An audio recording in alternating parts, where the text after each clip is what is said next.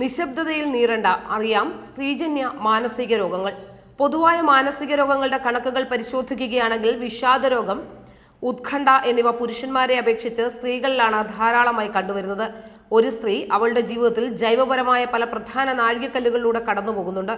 ആർത്തവം, ഗർഭധാരണം, പ്രസവം, ആർത്തവവിരാമം മുതലായ കാലഘട്ടങ്ങൾ സ്ത്രീ ശരീരത്തിൽ ധാരാളം ഹോർമോൺ വ്യതിയാനങ്ങൾ ഉണ്ടാക്കുന്നു. ഇത്തരം കാലഘട്ടങ്ങളിൽ അനുഭവപ്പെടുന്ന മാനസിക പിരിമുറുക്കങ്ങൾ, ഉറക്കക്കുറവ് എന്നിവയോടൊപ്പം ഇത്തരം ഹോർമോൺ വ്യതിയാനങ്ങളും മാനസിക രോഗ ലക്ഷണങ്ങൾ പ്രകടമാക്കാൻ സാധ്യതയുള്ള പല കാരണങ്ങളിൽ ഒന്നായി മാറുന്നു. ജനിതകപരമായി മാനസിക രോഗ സാധ്യതയുള്ള സ്ത്രീകളിൽ ഈ അവസരങ്ങളിലൊക്കെയും മൂഡ് ഡിസോർഡറോ സൈക്കോട്ടിക് ഡിസോർഡറോ പോലുള്ള രോഗലക്ഷണങ്ങൾ കണ്ടുവരുന്നുണ്ട്. പാരാമെൻസ്ട്രോൾ ഡൈസോഫിക് ഡിസോർഡർ.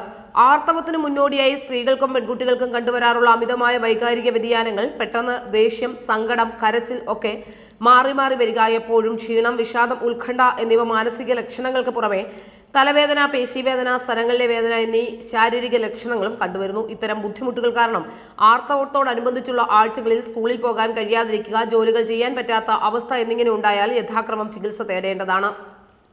Postmortem depression. 500 മുതൽ 1000 ഡെലിവറികളിൽ ഒരമ്മയ്ക്ക് എന്ന കണക്കിൽ പോസ്റ്റ്മോർട്ടം മൂഡ് എപ്പിസോഡുകൾ കണ്ടുവരുന്നു. പ്രസവശേഷം 6 ആഴ്ചയ്ക്കുള്ളിൽ ലക്ഷണങ്ങൾ പ്രകടമാകുമെങ്കിലും ഗർഭിണിയായിരിക്കുന്ന അവസരത്തിലെ പല അമ്മമാർക്കും മൂഡ് സിംറ്റംസ് ആരംഭിച്ചിട്ടുണ്ടാകും. Baby blues. പ്രസവശേഷം കാണപ്പെടുന്ന ലഘുവായ മൂഡ് വ്യതിയാനങ്ങൾ, അകാരണമായ ദുഃഖം, ഉറക്കക്കുറവ്, കുഞ്ഞ് ജനിച്ച സന്തോഷം അനുഭവിക്കാൻ കഴിയാത്ത അവസ്ഥ, കരച്ചിൽ എന്നിങ്ങനെ ആരംഭിക്കുന്ന രോഗലക്ഷണങ്ങൾ കാലക്രമേണ തനിയെ മാറുന്നതാണ്. എങ്കിലും ഇത്തരം ലക്ഷണങ്ങൾ 2 ആഴ്ചയിലധികമായി കാണപ്പെടുന്നുവെങ്കിൽ പോസ്റ്റ്മോർട്ടം ഡിപ്രഷൻ ആകാമെന്നും എത്രയും വേഗം സൈക്യാട്രിസ്റ്റിന്റെ സേവനം അനിവാര്യമാണെന്നും മനസ്സിലാക്കേണ്ടതാണ്.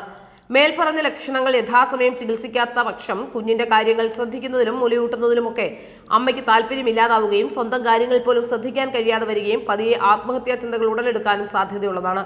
അതിനാൽ ചികിത്സ വൈകാൻ പാടുള്ളതല്ല. മുൻകാലങ്ങളിൽ ബൈപോളാർ ഡിസോർഡർ, സൈക്യാട്രിക് ഡിസോർഡർ എന്നിവ വന്നിട്ടുള്ള സ്ത്രീകളിൽ പ്രസവാനന്തര മൂഡ് എപ്പിസോഡ്സിന് ഉള്ള സാധ്യത വളരെ കൂടുതലാണ്. അതുപോലെ തന്നെ ഗർഭാവസ്ഥയിലും പ്രസവാനന്തരവും മൂഡ് ഡിസോർഡർ, സൈക്കിക് ഡിസോർഡർ എന്നിവ വന്നിട്ടുണ്ടെങ്കിൽ ഭാവിയിൽ ബൈപോളാർ ഡിസോർഡർ വരാനുള്ള സാധ്യതയുള്ളതായി മനസ്സിലാക്കേണ്ടതാണ്. പോസ്റ്റ്മോർട്ടം മൂഡ് എപ്പിസോഡ്സ് വന്നിട്ടുള്ള സ്ത്രീകളിൽ പിന്നീടുള്ള ഗർഭധാരണങ്ങളിലും രോഗസാധ്യത 30 മുതൽ 50% പഠനങ്ങൾ കണ്ടെത്തിയിട്ടുണ്ട്. പോസ്റ്റ്മോർട്ടം സൈക്കോസിസ്. ഗർഭാവസ്ഥയിലും പ്രസവാനന്തരം 6 ആഴ്ചയ്ക്കുള്ളിലും ലക്ഷണങ്ങൾ പ്രകടമാക്കാം. ഉറക്കമില്ലായ്മ, അകാരണമായ ഭയം, സംശയം, കുഞ്ഞു തന്റേതല്ലെന്ന തെറ്റായ ഉറച്ച വിശ്വാസം, മിഥ്യാഭ്രമങ്ങൾ എന്നിവ കുഞ്ഞിന്റെ കാര്യങ്ങൾ നോക്കുന്നതിൽ നിന്നും മറ്റും മുലയൂട്ടുന്നതിൽ നിന്നുമൊക്കെ അമ്മയെ പിന്തിരിപ്പിക്കുന്ന ഇത്തരം ബുദ്ധിമുട്ടുകൾ ചികിത്സ തേടാത്ത പക്ഷം കുഞ്ഞിനെ കൊലപ്പെടുത്തിയ അമ്മ ആത്മഹത്യ ചെയ്യുന്ന തരത്തിലുള്ള വലിയ വിപത്തിലേക്ക് നയിക്കാം. ആയതിനാൽ യഥാസമയം ലക്ഷണങ്ങൾ മനസ്സിലാക്കി ചികിത്സ തേടേണ്ടതാണ്. മുൻകാലങ്ങളിൽ മേൽപ്പറഞ്ഞ പോലുള്ള മാനസിക രോഗങ്ങൾ അനുഭവിച്ചിട്ടുള്ള സ്ത്രീകൾ ഗർഭകാലത്ത് മാനസികാരോഗ്യം വളരെയധികം ശ്രദ്ധിക്കേണ്ടതുണ്ട്. ഉറക്കക്കുറവോ ഉത്കണ്ഠയോ അകാരണമായ ഭയമോ ഉണ്ടെങ്കിൽ മനോരോഗ വിദഗ്ധന്റെ സേവനം തേടേണ്ടതാണ്.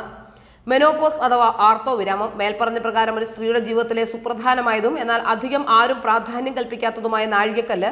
പ്രായം അധികരിക്കും തോറും സ്ത്രീയുടെ അണ്ഡാശയത്തിലെ അണ്ടോൽപാദനം കുറഞ്ഞു വരുന്നു. 45-നും 55 വയസ്സിനുള്ളിൽ മിക്ക സ്ത്രീകളിലും ഈ പ്രക്രിയ കുറഞ്ഞില്ലാതാകുന്നു. ഈ അവസരത്തിൽ പൊടുന്നനെയുള്ള ഈസ്ട്രജൻ, പ്രൊജസ്ട്രോൺ എന്നീ ഹോർമോണുകളിൽ വ്യതിയാനങ്ങൾ സംഭവിക്കുന്നു. ശാരീരിക ലക്ഷണങ്ങൾക്ക് പുറമെ മാനസികമായിട്ടുള്ള ബുദ്ധിമുട്ടുകളും സ്ത്രീകൾക്ക് ആർത്തവവിരാമത്തോടെ അനുഭവപ്പെടാം. യോനി ഭാഗത്തെ വളർച്ച, രാത്രികാലങ്ങളിലെ അമിത വിയർപ്പ്, ഇടയ്ക്കിടെ ശരീരത്തിൽ അനുഭവപ്പെടുന്ന ചൂട്, സ്ഥലങ്ങളിലെ വേദന, ക്ഷീണം എന്നിവയോടൊപ്പം മാനസിക ബുദ്ധിമുട്ടുകളും കാണപ്പെടുന്നു.